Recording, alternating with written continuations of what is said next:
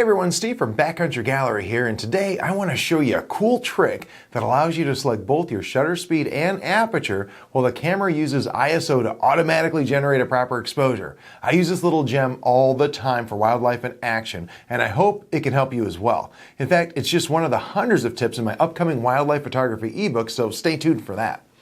Now, before we get started, I want to mention that not every camera is going to support the little trick we're about to discuss. Now, pretty much every modern Nikon DSLR does support this, as well as a few of the newer higher-end Canon models. And other manufacturers will support it to varying degrees. So you'll have to test it with your camera to see if it actually works as I'm about to describe.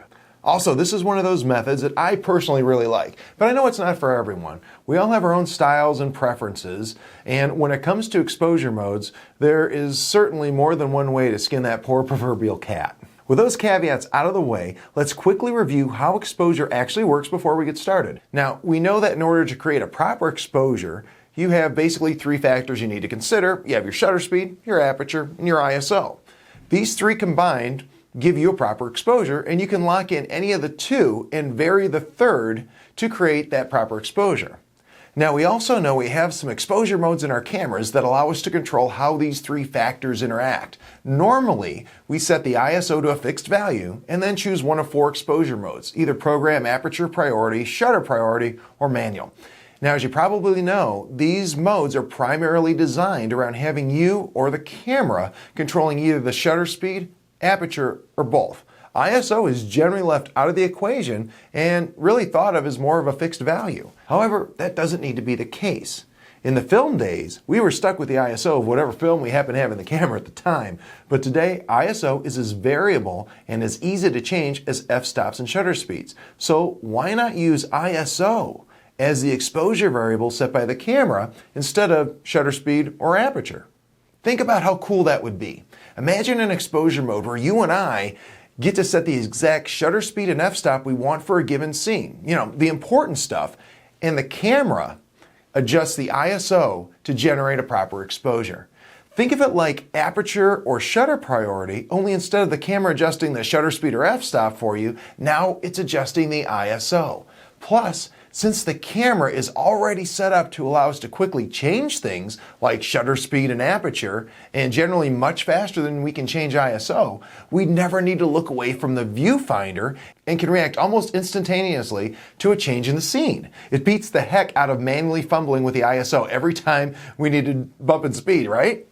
Now, this exposure mode doesn't have a convenient label like our other exposure modes do, but in many cameras, it's still there, kind of lurking in the shadows, and it's actually pretty easy to use. You just turn on Auto ISO and flip your exposure mode to manual. Now, I know, at first this seems a bit odd. After all, didn't I just say it was an auto mode like aperture or shutter priority? So why are we in manual mode? Don't worry, it's still automatic. The exposure mode may say manual on the camera, but as long as you have Auto ISO turned on, the camera will adjust your ISO automatically to maintain proper exposure, just like it would adjust, say, your shutter speed automatically if you were in aperture priority mode. The difference is, instead of you setting ISO and f-stop and letting the camera choose shutter speed, again, like in aperture priority, for example, now you are the one setting shutter speed and f-stop and letting the camera choose the appropriate ISO based on the light levels. In fact, I'll show you exactly how to set this up on a Nikon camera later in this video, and you'll see exactly what I'm talking about. Now, you might be thinking, why not just use Auto ISO with one of the normal exposure modes? First off, for those who don't know, most cameras support a feature called Auto ISO that allows you to set in a minimum shutter speed as well as a maximum and minimum ISO range. Once set, the camera will adjust your ISO so that the minimum shutter speed you choose is always maintained, unless it gets so dark you cap out on the maximum ISO setting you told the camera you wanted to use, in which case it will generally just drop the shutter speed. Here's my problem with this. I have to pick a minimum shutter speed. Sometimes I don't need excessive speed, and I never want to be shooting at a higher ISO than necessary, though. I always want to shoot with the lowest possible ISO, and actually I have three big reasons for this. Number one, and this is the most obvious one, everyone knows this, it's noise. Why put up with more noise than needed to get a sharp photo? If I can get a sharp photo at, say, 1/25th of a second, I'm not really gaining anything by cranking my ISO up and going to 1,000th of a second, right? Number two, As your ISO increases, your dynamic range decreases. This means that shadows are going to get blocky much faster and highlights are going to get blown out much sooner than they would at a lower ISO. And number 3, finally, as ISO increases, color fidelity actually tends to decrease, so lower ISOs generally have better colors. Back to the auto ISO problem. If I'm setting a minimum shutter speed, I know I'll have to set high in case I run into some good action. So let's say I set my minimum shutter speed at 1/1000th of a second under my auto ISO menu. That's great for a flying, leaping, or running animal, but it's probably 2 to 3 stops faster than I really need if I happen to be photographing a stationary animal.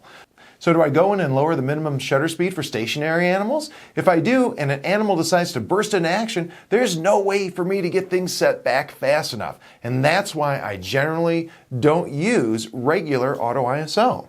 Now let's look at how it works when using our manual mode with auto ISO method that we're talking about. For example, let's say I'm photographing a wading bird out in a pond. It's stationary, so I only need, say, 1/250th of a second to get a nice sharp photo. We'll also say I'm shooting f4, so I can keep a nice clean background. So I knock my shutter speed down to 2/50th of a second, I open my lens to f4. The camera automatically moves my ISO down to, say, 200 to maintain a proper exposure.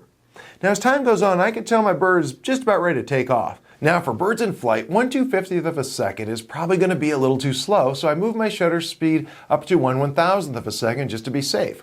I'd also like a little more depth of field in case my autofocus isn't quite as spot on as I'd like it to be, so I stop down to f5.6. With this method, the camera instantaneously and automatically resets my ISO up 3 stops to 1600 from where it was before at ISO 200. Again, the real advantage here is that both shutter speed and f-stop are controlled by the dials right there on my camera, right by my fingers. So making those changes is nearly instantaneous. I didn't need to stop and fiddle with my ISO buttons. Plus, this works just like any other automatic mode. Let's say I'm shooting first thing in the morning and I have my camera set to 1/250th at f4. So the camera sets the ISO to, say, 3200 for a proper exposure because it's kind of dark. As the day gets brighter, my ISO will naturally fall to lower levels without my intervention. I just need to set my f-stop and shutter speed and the camera takes care of the rest. Like I said, it's just like aperture priority or shutter priority, only this time the camera is generating a correct exposure by floating the ISO values. Let's take a look at the setup for a Nikon camera right now. Okay, before we get started, keep in mind that although this setup is for Nikon, most other cameras will have a similar setup procedure if they support this technique. So check your manual for specific instructions on how to set up auto ISO. We'll go over how to check if your non-Nikon camera can do it right after this brief Nikon setup. So the first thing we need to do is to set our camera into manual mode, and that's easy enough to do. Now let's go into our menu area and select the shooting menu. Scroll down until you find ISO sensitivity settings and go ahead and select that. Now let's go ahead and turn on auto ISO. Just select auto ISO and then select on from the resulting screen. Now let's set our minimum ISO. This ISO will be the lowest you allow the camera to go. I usually go to the base ISO of the camera for this one. That's the one just before you start getting into those low settings you see there. Next, let's set the maximum ISO.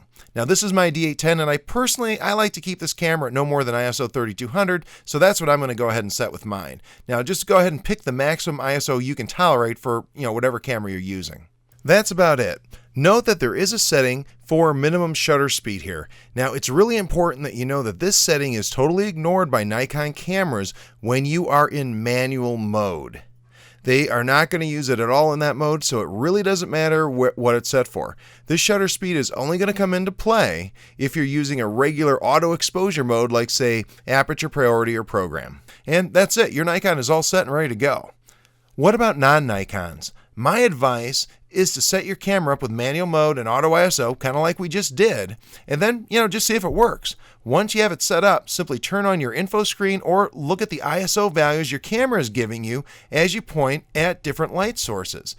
If your ISO value is changing as you point to lighter and darker areas and shutter speed and aperture are constant, then congratulations, your camera can do this little trick.